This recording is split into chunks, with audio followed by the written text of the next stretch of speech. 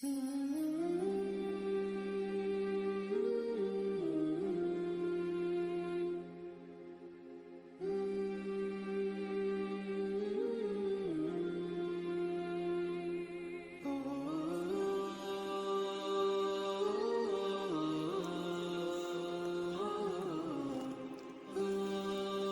اللہ الرحمن الرحیم الف لام کتاب انزلناه الیک لتخرج الناس من الظلمات الى النور باذن ربهم الى صراط العزیز الحمید۔ اور یہ کتاب ہے جو ہم نے آپ کی طرف نازل کی تاکہ آپ لوگوں کو ان کے اللہ کے حکم سے اندھیروں سے نور کی طرف نکالیں، یعنی اس کی راہ کی طرف جو زبردست ہے، خوبیوں والا ہے۔ اللہ سبحانہ سورہ ابراہیم کی اس آیت مبارکہ میں اس بات کی طرف اشارہ فرما رہے ہیں کہ اس کتاب کا نازل فرمانا اللہ سبحانہ تعالیٰ کی طرف سے ہے، اور اس کتاب کا نازل فرمانا اس لیے کہ محمد صلی اللہ علیہ وآلہ وسلم آپ لوگوں کو اندھیروں سے نکال کر نور کی طرف بلائے، اور اللہ غالب ہے، سب صفات کا مالک ہے، سارے جہانوں کا مالک ہے۔ یہاں سے سورہ ابراہیم شروع ہے۔ اول میں تو اللہ سبحانہ تعالیٰ نے اس آیت مبارکہ میں اس بات کی طرف اشارہ فرمایا کہ یہ عظیم کتاب ہے۔ پھر اللہ سبحانہ تعالیٰ نے ارشاد فرمایا کہ ہم نے آپ کی طرف نازل فرمائی۔ پھر اللہ سبحانہ تعالیٰ نے ارشاد فرمایا کہ کتاب کا نازل فرمانا اس لیے ہے کہ آیت مبارکہ کے شروع میں کتاب کی اہمیت کہ یہ ایک عظیم کتاب ہے، یعنی قرآن کریم۔ پھر کہ اے محبوب اے محمد صلی اللہ علیہ وآلہ وسلم اس کتاب کا نازل فرمانا اس لیے ہے، نمبر 1 کہ یہ آپ کی طرف نازل فرمائی، پھر تیسرے نمبر پر کہ اے محبوب صلی اللہ علیہ وآلہ وسلم اس کتاب کا نازل فرمانا اس لیے ہے کہ آپ لوگوں کو اندھیروں سے روشنی کی طرف نکالیں، ظلمت کے اندھیرے، کفر کے اندھیرے، اور روشنی ایمان کی روشنی، نیک اعمال کی روشنی۔ اور ساتھ ہی اللہ سبحانہ تعالیٰ نے یہ ارشاد فرمایا بِإِذْنِ رَبِّهِمْ کہ اے محبوب صلی اللہ علیہ وآلہ وسلم کتاب سنانا اور حق کی تبلیغ کرنا یہ آپ کا کام ہے، اور کسے ہدایت ہو اور کسے ہدایت نہ ہو یہ حکم اللہ کی رضا پر ہے، اللہ کے حکم پر ہے۔ پھر نور کا منبع ارشاد فرمایا کہ الی صراط العزیز الحمید کہ یہ نور، یہ کتاب کہ آپ جو لوگوں کو اندھیروں سے نور کی طرح نکالتے ہیں، یہ نور عزیز الحمید یعنی اس ذات پاک کا راستہ ہے جو زبردست ہے، غالب ہے، اعلیٰ صفات کا مالک ہے، یعنی ہر اعتبار سے وہ مستحق حمد ہے۔ پھر اللہ سبحانہ تعالیٰ عزیز الحمید کی طرف اشارہ فرما رہے ہیں کہ اسم ذات ذکر فرما کر کہ وہ ذات پاک اللہ تعالیٰ ہی ہے، یعنی کہ عزیز الحمید میں اللہ سبحانہ تعالیٰ نے خود اپنی ذات کی طرف اشارہ فرمایا کہ وہ ذات پاک اللہ تعالیٰ ہے۔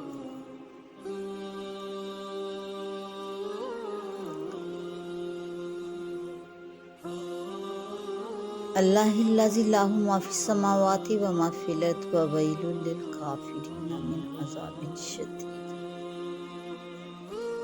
اللہ وہ ہے جس کے لیے وہ سب کچھ ہے جو آسمانوں میں ہے اور زمین میں ہے، اور کافروں کے لیے ہلاکت یعنی سخت عذاب ہے۔ پھر اللہ تعالیٰ کی شان مالکیت کو بیان فرمایا، اللہ الذی لہ ما فی السماوات و ما فی الارض، اللہ تعالیٰ کی ذات وہ ذات وہ مقدس ہے کہ جو کچھ آسمانوں میں اور جو کچھ زمین میں ہے وہ سب اس کی ملکیت ہے۔ یعنی کہ اللہ سبحانہ اس آیت مبارکہ میں آسمان، زمین اور جو کچھ اس کے سب پر اپنی ملکیت کا اظہار فرما رہے ہیں۔ وہی ان سب چیزوں کا مالک بھی ہے اور خالق بھی ہے۔ سارا ملک بھی اسی کا ہے اور سب کچھ ملکیت اسی کی ہے۔ جو لوگ اللہ کی کتاب پر اور اس کے رسول پر ایمان نہیں لاتے وہ اپنے خالق و مالک سے منحرف ہیں۔ ایسے لوگوں کے لیے وعید بیان فرمائی اللہ سبحانہ تعالیٰ نے اس آیت مبارکہ میں، وَوَيْلٌ لِّلْكَافِرِينَ مِنْ عَذَابٍ شَدِيدٍ، اور کافروں کے لیے ہلاکت ہے، یعنی سخت دردناک عذاب ہے۔ لِلَّذِينَ يَسْتَحِبُّونَ الْحَيَاةَ الدُّنْيَا عَلَى الْآخِرَةِ وَيَصُدُّونَ عَنْ سَبِيلِ اللَّهِ وَيَبْغُونَهَا عِوَجًا أُولَٰئِكَ فِي ضَلَالٍ بَعِيدٍ۔ جو دنیاوی زندگی کو آخرت کے مقابلے میں پسند کرتے ہیں اور اللہ کی راہ سے روکتے ہیں اور اس میں ٹیڑھا پن کجی تلاش کرتے ہیں، یہ لوگ دور کی گمراہی میں پڑے۔ پھر اللہ سبحانہ تعالیٰ نے اس آیت مبارکہ میں کافروں کی صفات کا ذکر فرماتے ہوئے ارشاد فرمایا کہ کافروں کی 3 صفات، اور وہ یہ ہیں کہ الذین یستحبون الحیاۃ الدنیا علی الآخرہ، کہ یہ وہ لوگ ہیں جو دنیا والی زندگی پسند کرتے ہیں اور آخرت کے مقابلے میں اس دنیا کی زندگی کو ترجیح دیتے ہیں۔ یعنی کہ وہ لوگ جن کا دل اس دنیا میں رچ چکا ہے، بس چکا ہے، اور وہ اس دنیا ہی کو ازل اور ابد سمجھتے ہیں، ان کا یہ دنیا سے محبت کرنا اور آخرت کو نظر انداز کرنا ان کے کفر پر جمے رہنے کا باعث بنا ہوا ہے۔ پھر دوسری صفت کافروں کے بیان فرمائی اللہ سبحانہ تعالیٰ نے ارشاد فرمایا وَيَصُدُّونَ عَنْ سَبِيلِ اللَّهِ، یعنی پہلی صفت تو وہ کہ وہ دنیا ہی کو اپنا سب کچھ مانتے ہیں، اور دوسری ان کفار کی صفت یہ ہے کہ وہ اللہ کی راہ سے بھی روکتے ہیں، یعنی نہ خود ایمان لاتے ہیں نہ دوسروں کو ایمان لانے دیتے ہیں۔ پھر اللہ سبحانہ تعالیٰ تیسری صفت کی طرف بیان کرتے ہوئے اشارہ فرماتے ہیں، ارشاد فرمایا وَيَبْغُونَ عِوَجًا، کہ وہ اللہ کی راہ میں کجی تلاش کرتے ہیں، ٹیڑھا پن تلاش کرتے ہیں، یعنی یہ چاہتے ہیں کہ اللہ کے دین میں کوئی عیب نکالیں اور اس پر اعتراض کریں۔ ان لوگوں کی یہ حرکتیں بیان فرما کر اللہ سبحانہ نے ارشاد فرمایا اولئک فی ضلال بعید، کہ یہ لوگ دور کی گمراہی میں ہیں، راہ حق کا انکار کر کے ہدایت سے دور پہنچ چکے ہیں اور دنیا کی محبت میں گم ہو کر خود بھی ایمان سے دور ہیں اور جو ایمان لانے والے ہیں ان کو بھی اس راہ سے روکتے ہیں، اور ان کا انجام کیا ہے؟ دردناک عذاب۔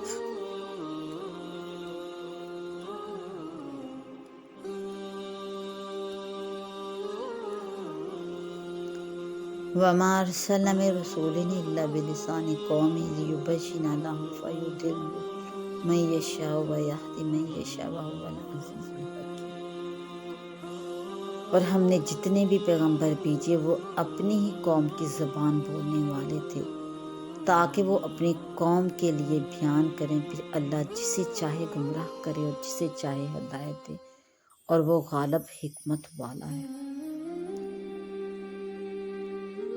انبیاء کرام علیہ السلام اپنی قوموں کی زبان بولنے والے تھے۔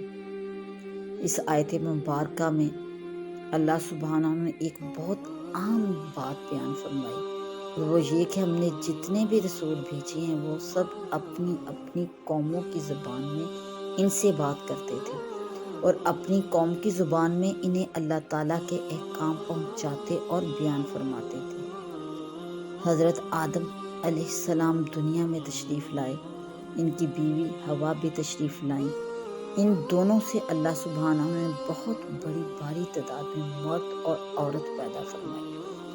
وَبَثَّ مِنْهُمَا رِجَالًا كَثِيرًا وَنِسَاءً۔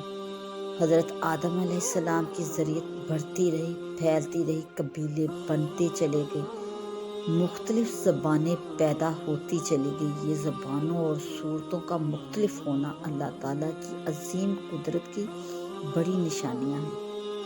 سورہ روم میں فرمایا وَمِنْ آیَاتِهِ خَلْقُ السَّمَاوَاتِ وَالْأَرْضِ وَاخْتِلَافُ أَلْسِنَتِكُمْ وَأَلْوَانِكُمْ إِنَّ فِي ذَلِكَ لَآيَاتٍ لِلْعَالِمِينَ۔ اور اس کی نشانیوں میں سے ہے کہ آسمانوں کا اور زمین کا پیدا فرمانا اور تمہاری زبانوں اور رنگوں کا مختلف ہونا، بے شک اس میں جاننے والوں کے لیے نشانیاں ہیں۔ اللہ سبحانہ تعالیٰ نے نبوت اور رسالت کا سلسلہ بھی جاری فرمایا، ہدایت دینے کے لیے انبیاء کرام علیہ السلام اور رسل اعظام علیہ السلام کو مبعوث فرمایا۔ تعلیم و تبلیغ اور افادہ و استفادہ کا سب سے بڑا ذریعہ زبان ہی ہے۔ جب زبانیں مختلف ہیں اور لوگوں کو ایمان کی دعوت دینا اور اللہ سبحانہ تعالیٰ کا ارشاد احکام بیان کرنا اللہ سبحانہ نے اپنے پیغمبروں کے سپرد فرمایا، تو ظاہر ہے کہ ہر نبی کو وہی زبان بولنا ضروری ہوا جو زبان ان کے مخاطبین کی تھی۔ لیبین لہم نے اس بات کو بیان فرمایا کہ جو بھی نبی آیا اس نے اپنی قوم سے انہی کی زبان میں باتیں کی اور اللہ تعالیٰ کا پیغام پہنچایا۔ حضرت لوط علیہ السلام اپنے وطن سے ہجرت کر کے ملک شام آباد ہو گئے تھے۔ ان کا وطن سابق بابل کے قریب تھا۔ وہاں جو بھی زبان بولتے ہوں ہجرت کر کے جب شام میں تشریف لے آئے اور وہاں کے لوگوں میں شادی کر لی اور ان لوگوں کی زبان سیکھ لی تو نبوت سے سرفراز ہو کر انہی کی زبان میں تبلیغ فرماتے اور حق کی دعوت دیتے تھے۔ مطلب یہ نہیں کہ رسول اپنی قوم کی زبان کے علاوہ دوسری زبان نہیں جانتے تھے، مطلب یہ ہے کہ جس قوم کی طرف بعثت ہوئی ان کی زبان جانتے تھے۔ بعض لوگوں نے جو حضرت لوط علیہ السلام کے بارے میں اشکال کیا کہ وہ دوسرے ملک سے آ کر آباد ہوئے تھے، پھر آیت کے عموم میں کیسے داخل ہوئے، یہ اشکال کوئی وزن نہیں رکھتا، کیونکہ جس قوم کی طرف مبعوث ہوئے تھے ان کی زبان جاننا دعوت تبلیغ کے لیے کافی ہے۔ محمد رسول اللہ صلی اللہ علیہ وآلہ وسلم کی بعثت عامہ عربی زبان میں قرآن نازل ہونے اور نماز و اذان مشروع ہونے کی حکمت۔ سیدنا محمد رسول اللہ صلی اللہ علیہ وآلہ وسلم سے پہلے جو حضرات انبیاء کرام علیہ السلام مبعوث ہوئے وہ کسی خاص قوم کی طرف مبعوث ہوتے تھے، تمام انسانوں کی طرف ان کی بعثت نہیں ہوتی تھی۔ جیسے نبی کریم صلی اللہ علیہ وآلہ وسلم کی بعثت تمام انسانوں کی طرف ہے، الی الناس عامہ۔ صحیح بخاری میں اس کا ذکر ہے، آپ کی بعثت سارے زمانوں کے لیے، سارے جنات کے لیے اور سارے انسانوں کے لیے ہے، چونکہ آپ کے مخاطبین اولین اہل عرب ہی تھے، اس لیے آپ بھی اپنی قوم کی زبان میں خطاب فرماتے تھے، اور قرآن مجید بھی عربی زبان میں نازل ہوا۔ پھر عربی زبان کی بلاغت اور لطافت ایسی ہے جو دوسری کسی زبان میں نہیں، اس میں الفاظ بھی ثقیل نہیں جیسا کہ انگریزی اور سنسکرت وغیرہ میں، اور اس زبان کا سیکھنا بھی آسان ہے، اور معجزہ کہ جو شان عربی زبان میں ہے وہ دوسری زبانوں میں نہیں۔ اس لیے